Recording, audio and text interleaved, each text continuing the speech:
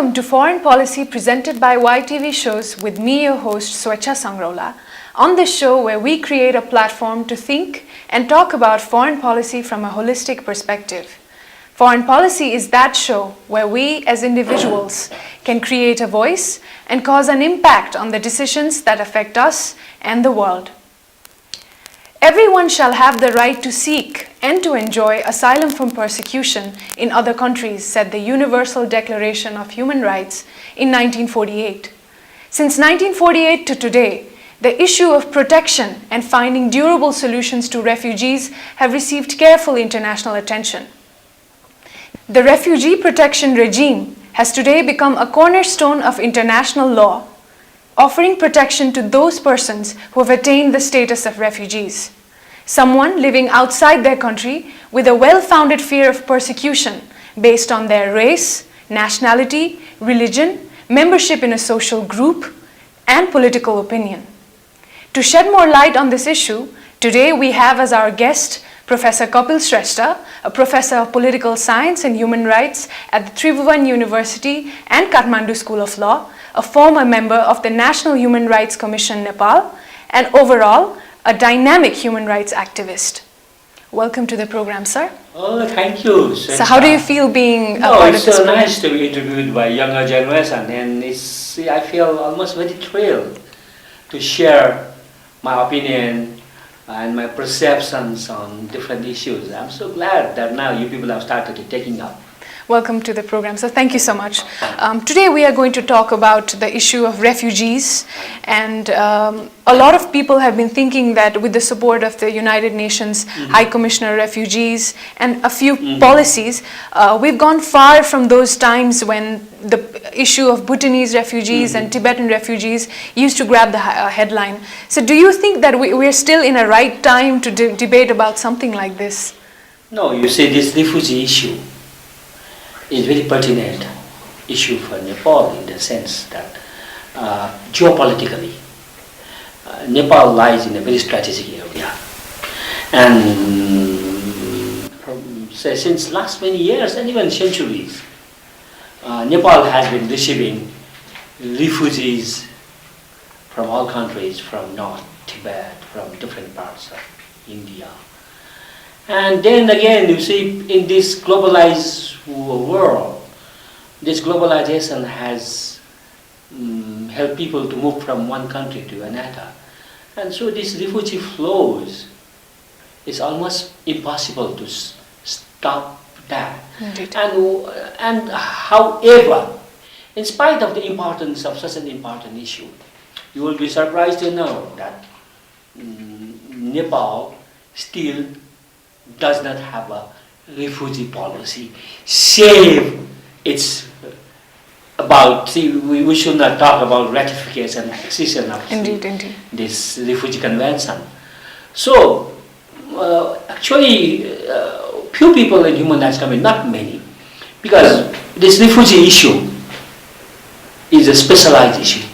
Yes. And not many people, not many human rights activists seem to be interested or knowledgeable about these issues, because so you need to have different kind of knowledge, different kind of methodology to respond to the issues. So I think that since now there is a new Constitutional Assembly in the place, this is high time that we start actively thinking about the issue of various refugees. aspects of the issue. So as you've rightly said that we as a country, Nepal, is not party to the international law relating to Convention on the Status of Refugees in 1951 and the 1967 Protocol. What kind of impact does this make on the image of Nepal in the international world? We seem to be very liberal in signing different treaties regarding human rights. Why haven't we been party to this particular convention regarding refugees? You have raised a very important question. And why Nepal has hesitated to ratify this refugee convention? And as you know that this is the only one major international convention which Nepal has not ratified. And Nepal's hesitation to ratify this convention has also surprised Nepal's friends and well-wishers from all over the world. Because, as you have said, that Nepal has ratified highest number of international instruments on human rights. I often joke that our standard of ratification of human rights international instruments is at par with Western Europe. I'm sure. And this is almost like other South Asian countries. South Asian countries, as a matter of fact, India, Bangladesh, Pakistan, Sri Lanka, all these countries are lagging behind in ratification of international instruments. Only Afghanistan has ratified it. Even China has ratified this convention, but with many reservations. And so, you may ask me, and I have also been asking, as a matter of fact, no politicians or no decision makers in Nepal have not been able to provide any logical or any succinct answers to your question, because we haven't interacted with them. And so because this, I don't know, this is all well-founded, the fear that our politicians, our decision makers, see, by ratifying this instrument is not at all well-founded. Indeed. And this has badly tarnished Nepal's reputation. Initially,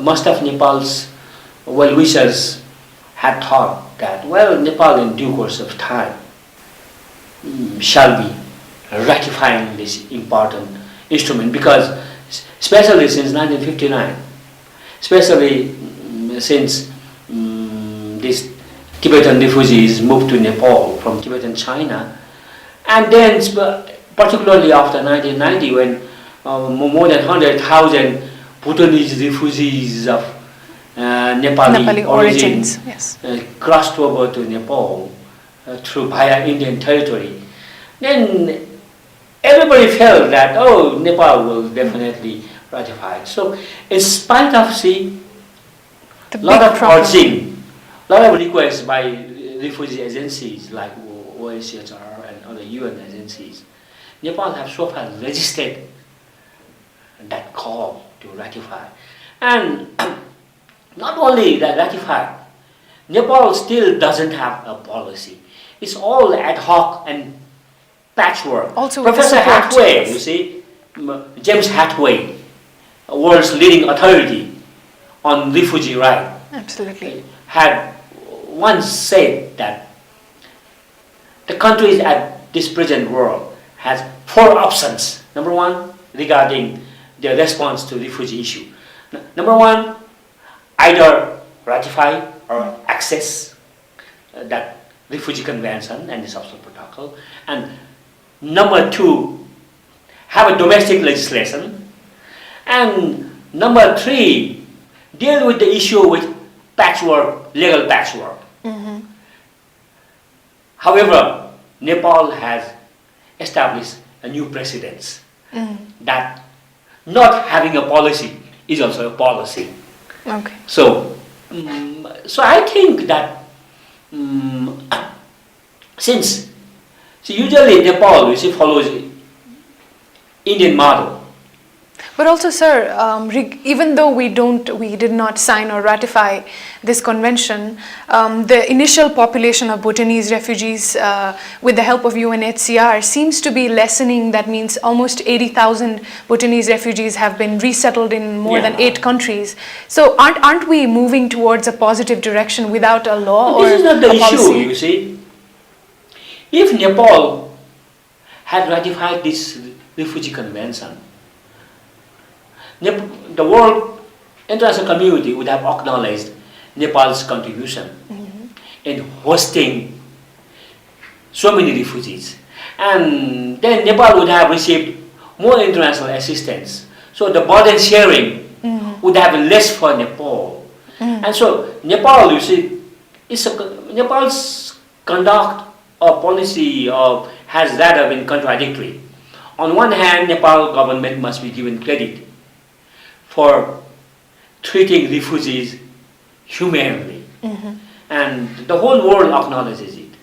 However, since Nepal has not ratified this refugee convention, Nepal does not have any right, any voice in international forum. Absolutely. And talking about this now that through the initiative of United States of America and other Western countries, thousands of Bhutanese, much more than 80,000 Bhutanese, have been resettled in the third world countries. So it does not mean that we are entering into post-Bhutanese era, because see, you never know what is going to happen. You see, because you can see that, see, now look at Syria, look at so many countries. Absolutely. See, millions of refugees are being created. And so when we have that identity as one of the signatories of that instrument, that gives our state one increased leverage. That, see, because Nepal can develop its own independent policy. Absolutely. That its internal policy is not going to be influenced by either of its neighbors, both from south and the north.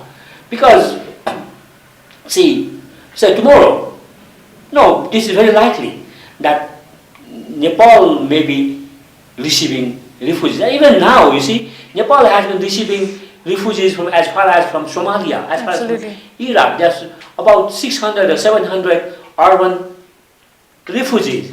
And so, I think that, and even people in the government, when we talk to them in the public, they acknowledge that we should at least have a policy. And we try to develop it, see, Nepali policy or Nepali legislation, a model Nepali legislation, human rights community in Nepal. We have been trying to do that since last 6, 7, 8 years. And it has been participated by people from immigration department, people from this law ministry, and people from different other departments, and including our security sector, and they actively participate. But the problem is that our politicians, see, politicians, I don't know, see what kind of, see, this fear or apprehension they are suffering from. So I think the main problem is that they are not very clear about our core national interest, or say enlightened national interest. I see, to me, the concept of national interest as we teach in international relations and foreign policy is rather narrow or and rather outdated. See, now we are living in a modern world. In this postmodern world, we can no longer live and work in this Kissingerian world. In Nepal, see, Professor Yadinath Khanal had developed some framework for Nepali foreign policy in the 60s. These are rather obsolete and redundant, so we should move to... So, but there's also a question that most developing countries who used to open their doors to refugees in the past have today shut these because they fear for national security, and they say that the burden of asylum is not distributed equally between developing and developed nations. So do you think this fear might have prevented us... Not only, see, developing countries. You can see the feeling of refugee fatigue, even among developed countries. Look at Australia. Absolutely. See, Australians have been forcefully relocating refugees in Papua New Guinea, some other islands, and even in Europe. You can see that there's a hospitality fatigue. And especially especially after this Bosnia-Herzegovina and all these Yugoslavian crises and all movement of these Africans in Europe. So we should not blame third world countries or developing countries alone. However, the fact is that it is almost impossible to stop the refugee flow. Absolutely. And once asylum seeker comes to your country or your land, You, being a civilized country, see, being a civilized society, you are not supposed to deal with them in a brutalized and uncivilized manner. All human beings, whether men or women and wherever they are born, they are entitled to certain basic rights, certain fundamental rights, which Universal Declaration of Human Rights in 1948 had also ensured. And so, these asylum seekers, people become refugees not out of their free will. So they are entitled to certain basic rights, and so the countries have to treat them accordingly. So look at, even Einstein was a refugee. Even so many scientists, German scientists, sought refuge in United States, and even in Nepal, our former rulers were refugees from India. They had fled to Nepal, and so this Nepal's hesitation, it highlights Nepal's spirit of ratification of international instruments on human rights, as well as our commitment to democratic values. So, see, people like me have been urging the politicians, the policymakers in the government to change their narrow attitude, so that Nepal, because in human rights, see, Nepal does not need to take lead from any countries in South Asia. So just to add, however, there's also a saying that we have signed and ratified so many of the international conventions, but what about implementation? And again, relating this with the idea of customary international law, although we do not have a treaty, there are some things like we do not make those refugees... I do agree that Nepal's implementation of international treaties have left much room for improvement.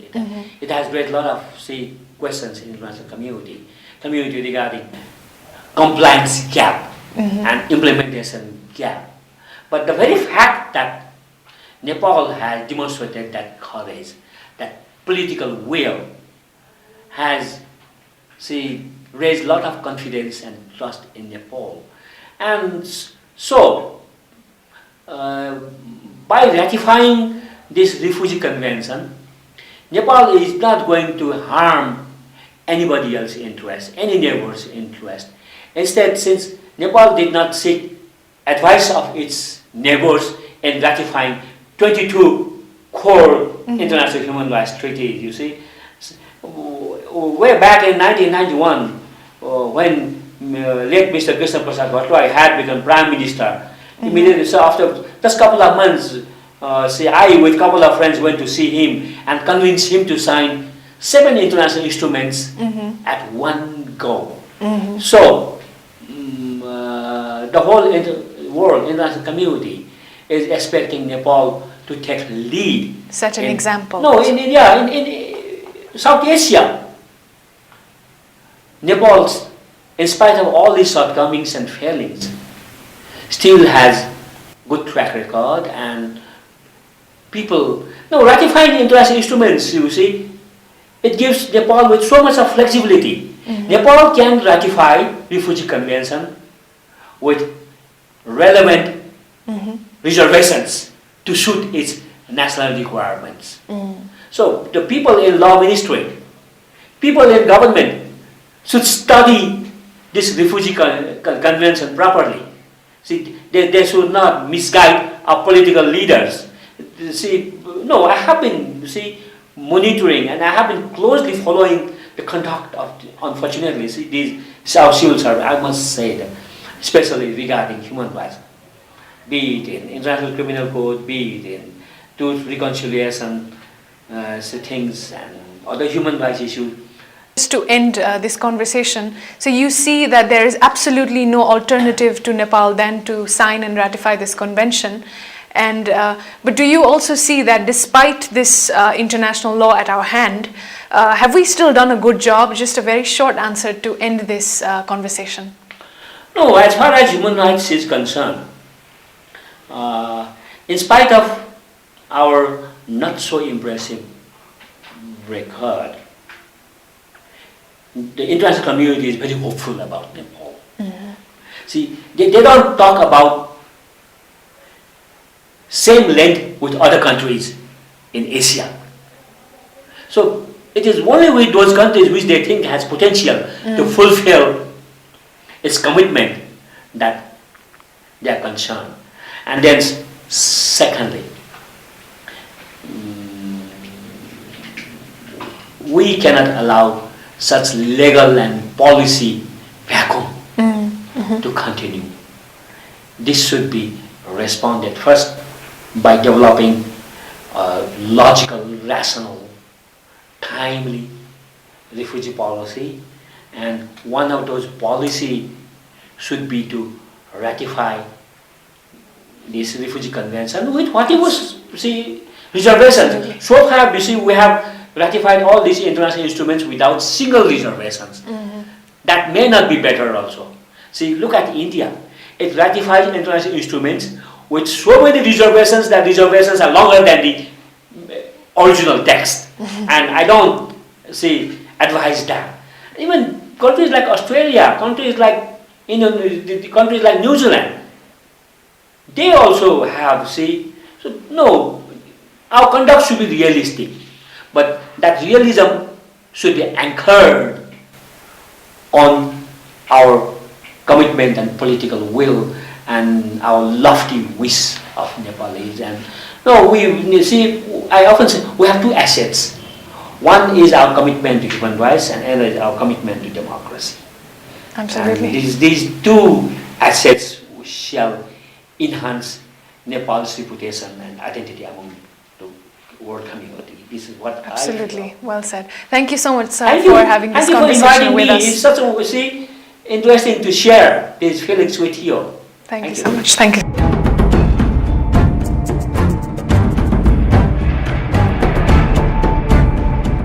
On today's episode, we discuss how important it has become for Nepal to sign and ratify the Refugee Convention, which stands as a basic framework for treatment of refugees, and that there is no alternative to it. Thank you for watching us. We will reunite with you next Saturday, 7:30 in the morning. Until then, have a great week. Namaste.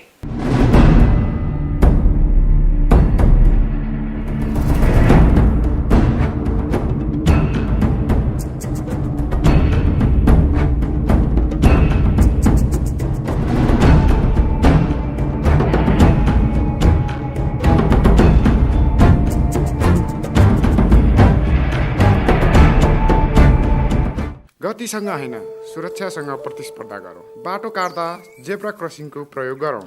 गाडी चालकहरूले पैदल यात्रीलाई प्राथमिकता दिउँ। रातो बत्ती बलेको बेला बाटो काट्ने गरौँ। जथाभावी बाटो काटेर दुर्घटनाको समाचार नबनाऊ। आकाशे पुल प्रयोग गरी सभ्य नागरिकको परिचय दिउँ। दमकल एम्बुलेन्सलाई प्राथमिकता दिउँ। पैदल यात्रीले फुटपाथको प्रयोग गरौँ। ट्राफिक चिन्हको जानकारी हासिल गरौँ। गाडीमा झुन्डिएर यात्रा नगरौँ। अरूलाई बाधा पुग्ने गरी सवारी पार्क नगरौँ। मादक पदार्थ सेवन गरी सवारी नचलाऊ। सवारी चलाउँदा मोबाइलको प्रयोग नगरौँ। सवारी चलाउँदा अनिवार्य सिट बेल्टको प्रयोग गरौँ। साइरनवाला गाडीलाई प्राथमिकता दिउँ। ट्राफिक नियम पालना गरौँ।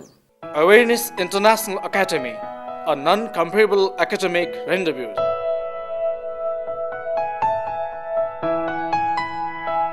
Your parents don't be surprised. Admission open from playgroup to grade 8. 100% SLC results every year. Contact Awareness International Academy, AIA, Sankhamol, Kathmandu. Phone number 478-2629, 478-2712.